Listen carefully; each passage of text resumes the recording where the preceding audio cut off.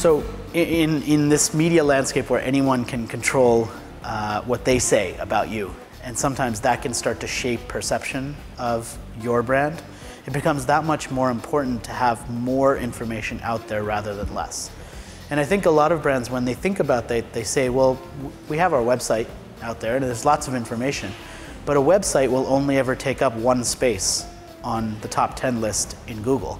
So now the question is, who's taking those other 9 spaces? Because that's what people are reading about your brand.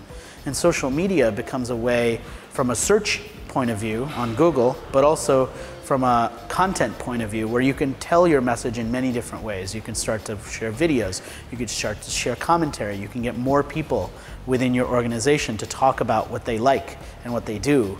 That is all of that content shapes what people think about your brand, and it's no longer just about having one website. That's not enough anymore.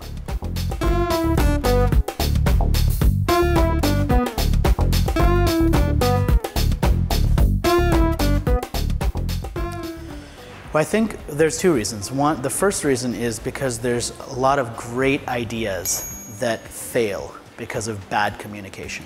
So I'll give you one example. The keyboard that most of us use, the QWERTY keyboard, the design of the keyboard was actually designed to slow you down so that you would type slower.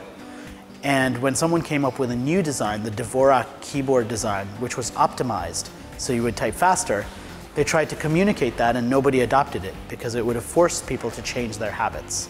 And I think that when you think about an example like that, sometimes the better solution doesn't win because you're unable to communicate it. And there's a lot of great ideas that fail because of bad communications. If you think of anyone who's created a small organization to change the world and wasn't able to, part of it is because of that. So I think that now we need to be able to tell stories better in a way that people can connect to and retell over and over again, because communications and marketing is such a big part of why a company or an idea or a cause succeeds or why it fails.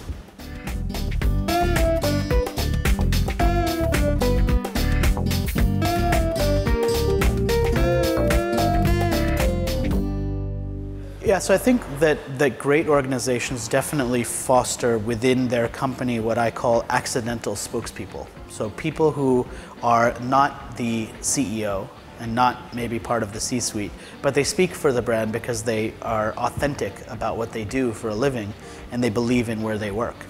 And the companies that do a great job at helping those people's voices get out, they're the ones that have a small army of people who can now go and talk about how much they love what they're doing, what the company actually does. Those are the authentic faces. They're not the faces who are paid to talk about something. These are the real people doing real work every day. And I think that when you get those people out there, you start to change the perception of a company into something that's approachable, that's human, that's likable, and all of those things are really important.